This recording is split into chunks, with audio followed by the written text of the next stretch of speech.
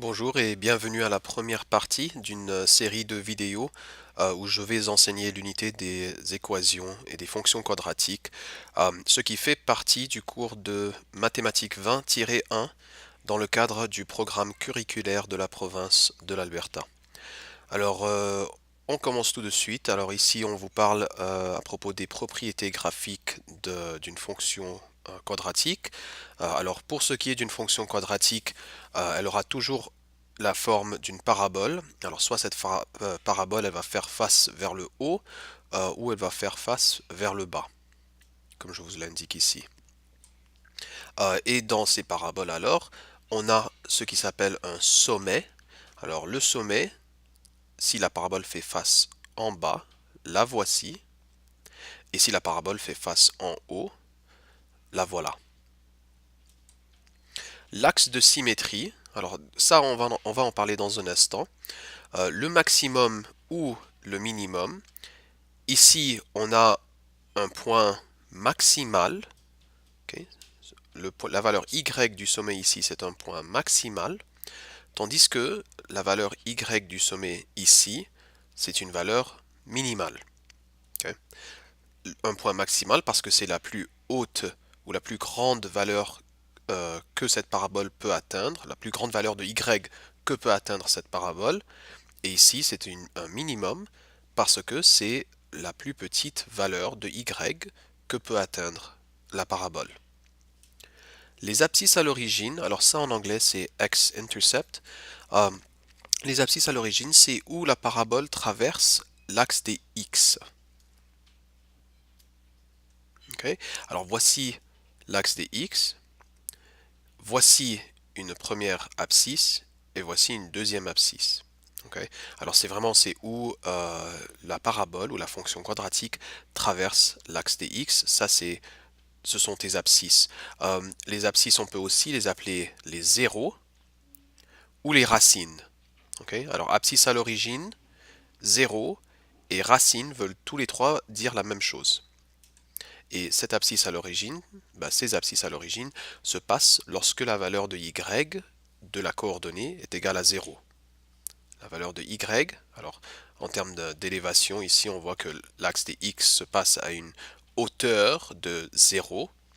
Et bien voilà, lorsque y est égal à 0, ici on a une valeur de x et une deuxième valeur de x. L'ordonnée à l'origine. Alors si l'abscisse à l'origine c'est où le graphique il croise ou il traverse l'axe des x, alors l'ordonnée à l'origine, ce qui est en anglais y-intercept, c'est l'endroit où le graphique traverse l'axe des y. Okay. Alors comme vous le voyez ici, voici l'axe des y d'une fonction linéaire, voici l'axe des x, voici l'ordonnée à l'origine, alors où cette fonction linéaire traverse ou croise l'axe des y, l'ordonnée à l'origine, là voilà, 0, 8.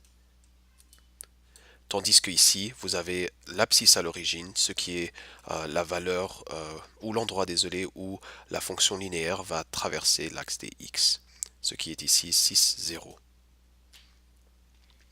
Et finalement, le domaine et l'image. Alors, le domaine, c'est toutes les valeurs x qui sont possibles de la fonction, tandis que l'image, c'est toutes les valeurs y possibles de la fonction. Okay.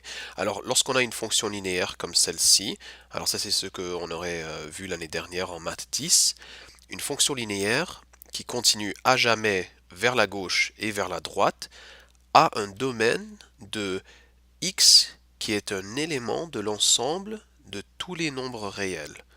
Et ce que je viens de vous dire là ressemblerait à... Désolé, je vais aller la chercher ici. Voilà, à ça. Okay. X est un élément de l'ensemble de tous les nombres réels.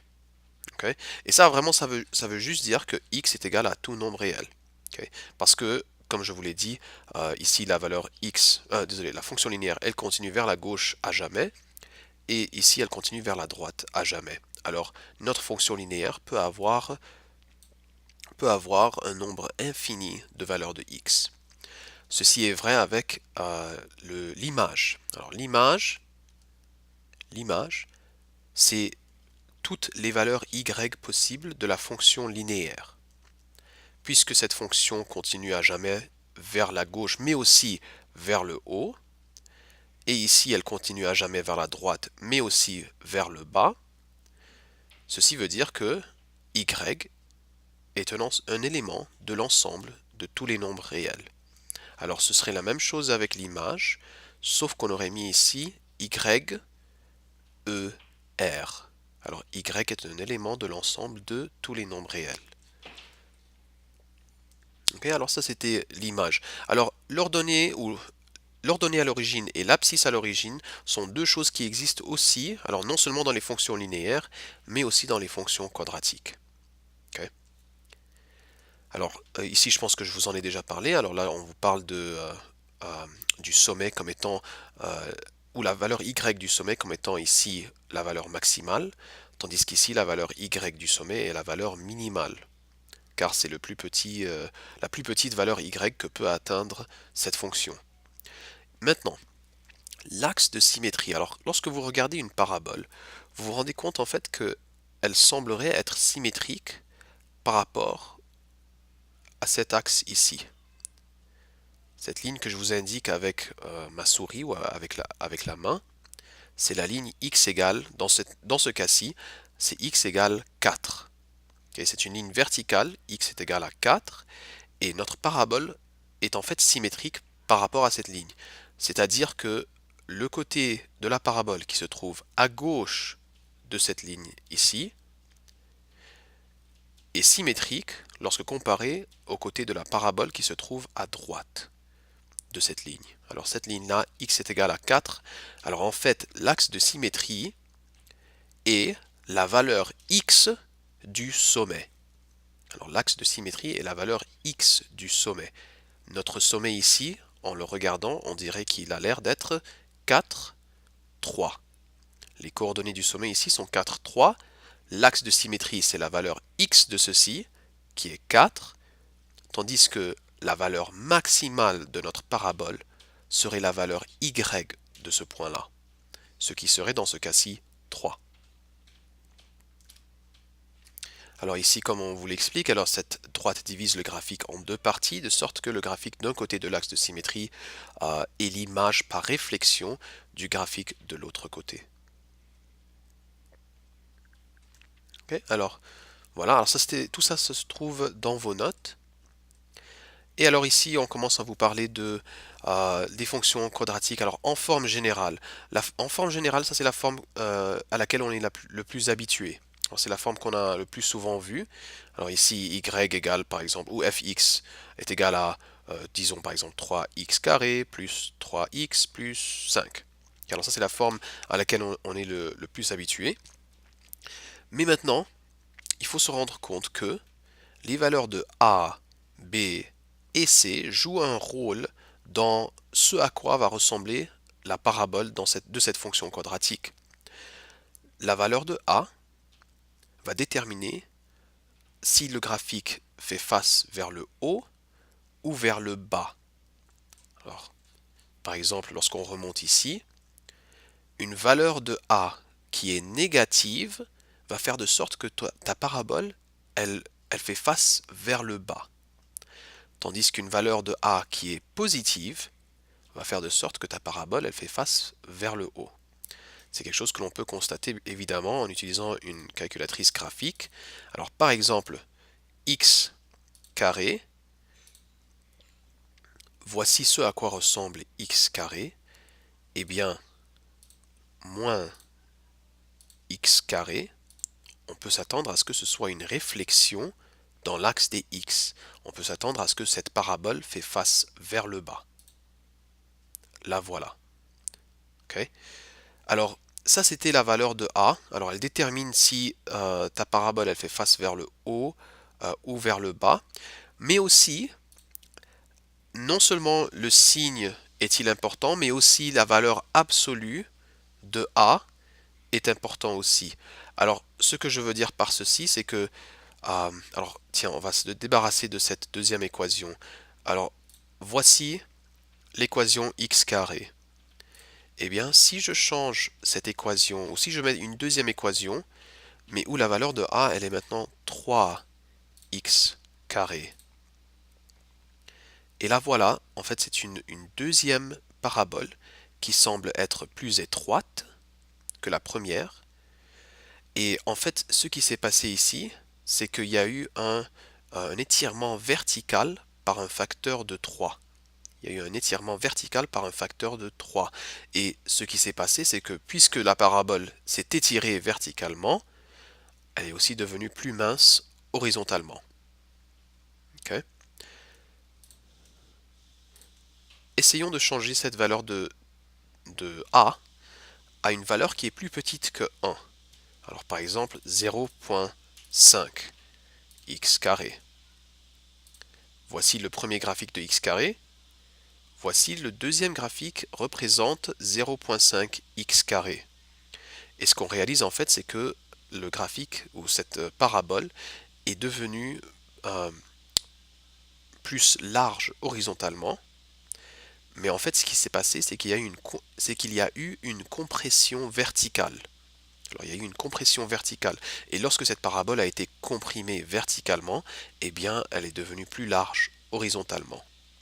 Ok. Mais ça, c'est des concepts dont je vais vous parler dans quelques thèmes. Pour l'instant, alors à ce point-ci de la vidéo, ce qu'il faut comprendre, c'est que A va faire de sorte que ta parabole va faire face vers le haut si A est positif, ou vers le bas si A est négatif. B va influer sur la position du graphique. Alors, encore une fois, à ce point-ci, ça c'est pas trop grave. Lorsque je lorsque je vous dis que ça va influer sur la position du graphique, alors par exemple, disons que on a un graphique, euh, x carré, désolé, x carré plus 5, et un autre graphique, x carré plus 3x plus 5. Alors là, ce qui se passe, c'est que je vous ai mis une valeur de b dans cette deuxième équation qui est de 3, tandis que dans la première équation, la valeur de b, elle est 0, car 0x nous donne 0, et alors, on ne voit pas le deuxième terme de cette fonction. Alors, lorsqu'on regarde, voici x carré plus 5, voici x carré plus, j'avais dit 3x, plus 3x plus 5. Alors, la forme du graphique n'a pas changé, c'est toujours le même graphique. En fait, au lieu de dire graphique, il faut dire parabole. C'est toujours la même parabole, elle n'a pas changé de forme, mais tout ce qui s'est passé, c'est qu'il y a eu une translation. Okay. Alors en fait, on voit que la parabole, elle a changé de place. Okay. Mais ça, on va en discuter plus tard. Et finalement, C détermine l'ordonnée à l'origine du graphique. Eh bien, vous vous souvenez de ce que je vous avais dit en haut. L'ordonnée à l'origine, c'est l'endroit où ton graphique croise l'axe des Y, ou traverse l'axe des Y, et ce point-là se passe lorsque x est égal à 0. Eh bien, lorsqu'on met ça sur le graphique, alors par exemple, lorsqu'on regarde la fonction x carré plus 5, juste en regardant cette équation-là, on devrait être en mesure de dire que l'ordonnée à l'origine est de 5. Car, encore une fois, l'ordonnée à l'origine se passe lorsque x est égal à 0. Eh bien, 0 exposant 2, 0, 0 plus 5. Alors on va appuyer sur le bouton Graph, et oui, effectivement, on voit que on semble avoir une ordonnée à l'origine, ici, lorsque x est égal à 0, y est égal à 5. Je peux vérifier ceci avec ma calculatrice en faisant second trace, en choisissant un value, et là, ma calculatrice me demande x égale. Alors à toi d'y mettre une valeur. Je vais mettre une valeur de 0. J'appuie Enter. Et là, ma calculatrice me dit que lorsque x est égal à 0, y est égal à 5 sur la parabole. Okay.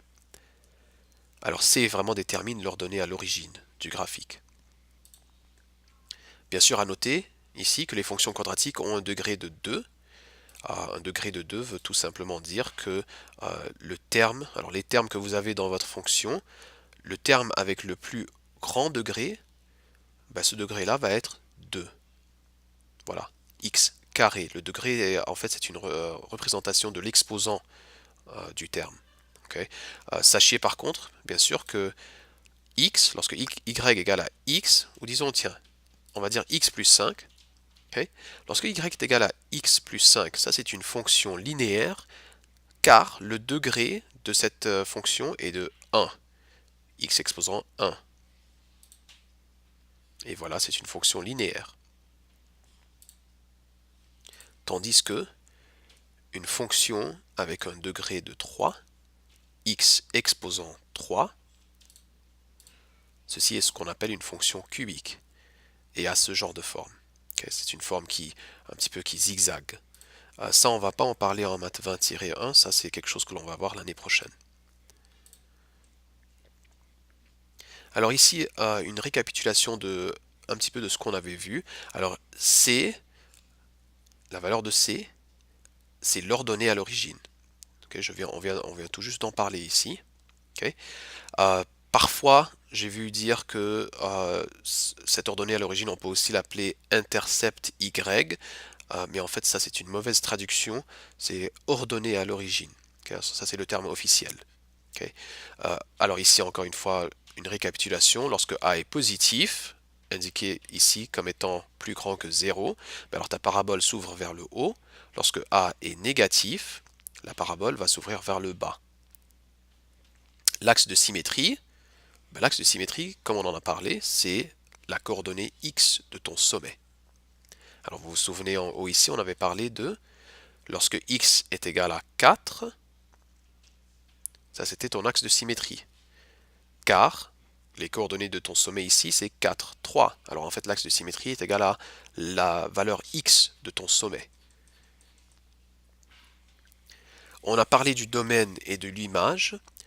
À comprendre que le domaine d'une parabole sera toujours x est un élément de tous les nombres réels, ou moi j'aime bien dire x égale à tout nombre réel.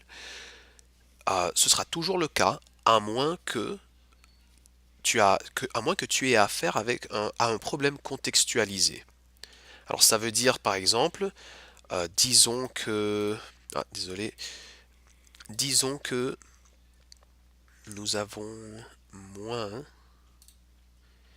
x carré plus 3x plus 5. Alors disons qu'on a moins x carré plus 3x plus 5 comme fonction quadratique. Lorsque je la mets sur mon graphique, elle ressemble à ceci. Okay. Normalement, si cette fonction, c'est juste, c'est juste une fonction quadratique, alors pour déterminer le domaine, comme je vous ai dit, le domaine c'est x est égal à tout nombre réel. Mais par contre, aussitôt que ces fonctions quadratiques commencent à avoir affaire ou commencent à être liées à un problème contextualisé, alors par exemple ici, lancer une balle et il touche le sol 5 secondes plus tard, eh bien là, ça n'a pas de sens de dire que x serait égal à tout nombre réel. Parce que x, qui dans ce cas-ci, il touche le sol 5 secondes plus tard, alors on dirait que le nombre de secondes, c'est la variable indépendante, eh bien x ne peut pas être plus petit que 0, car le temps ne peut pas être un temps négatif. Okay.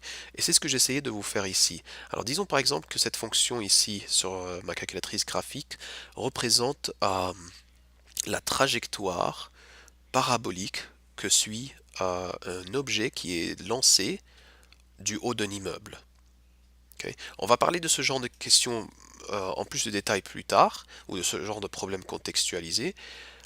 Mais ici alors, voici la trajectoire d'un objet qui est jeté du haut d'un immeuble, où x est le temps en secondes, et y est la hauteur en mètres.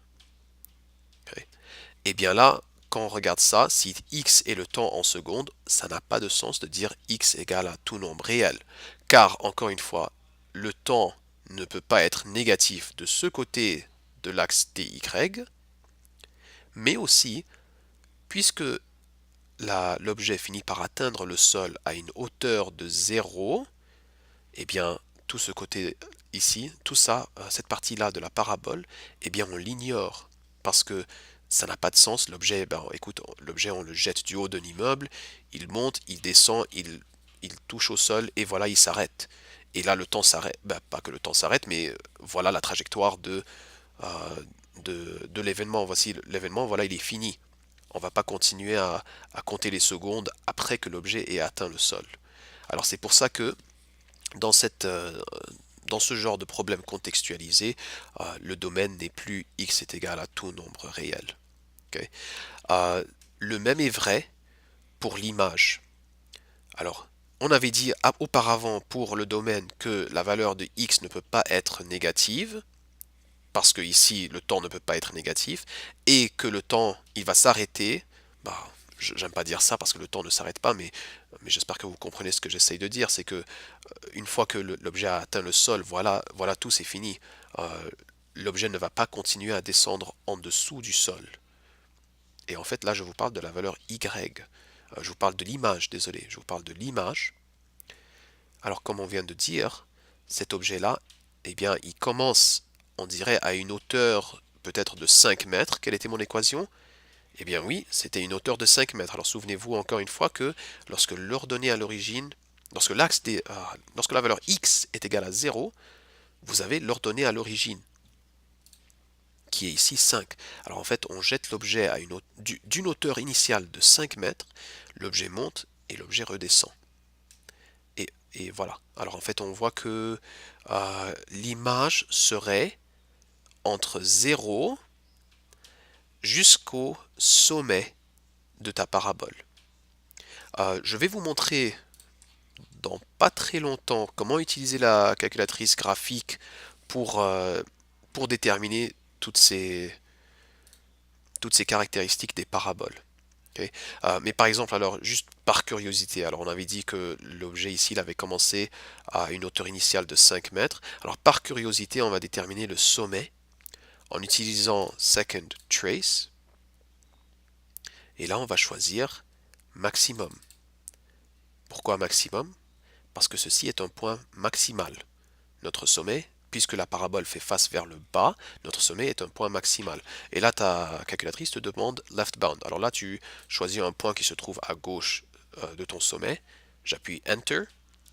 Je vais à droite, car maintenant ma calculatrice me demande right bound.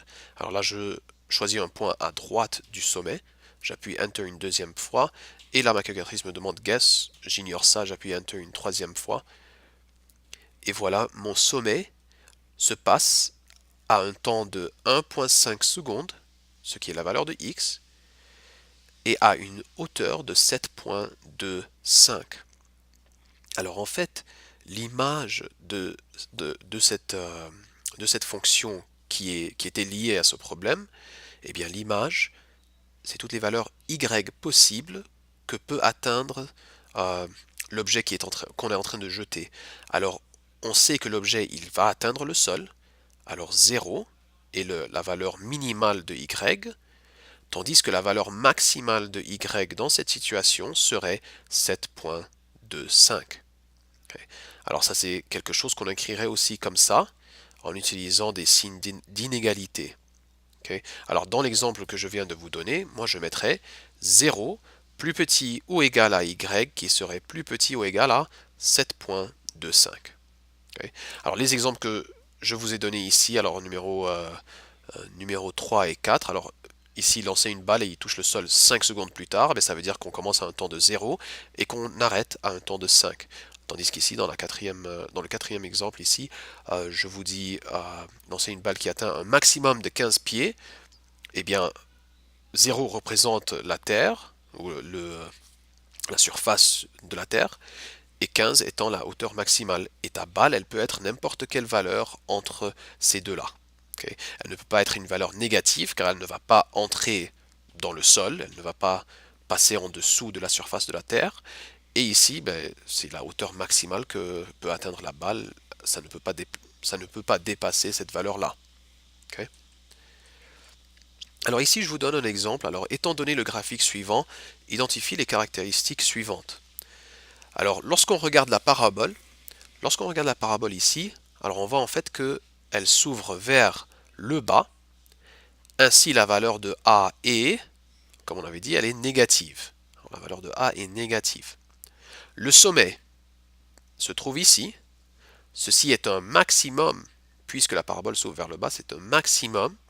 Les coordonnées du sommet sont, dans cet exemple, -1, 4. -1, 4. L'axe de symétrie, comme on en avait parlé, correspond à la valeur x de ton sommet. Voilà. La valeur maximale, de la parabole correspond à la valeur y du sommet. Voici la valeur y du sommet.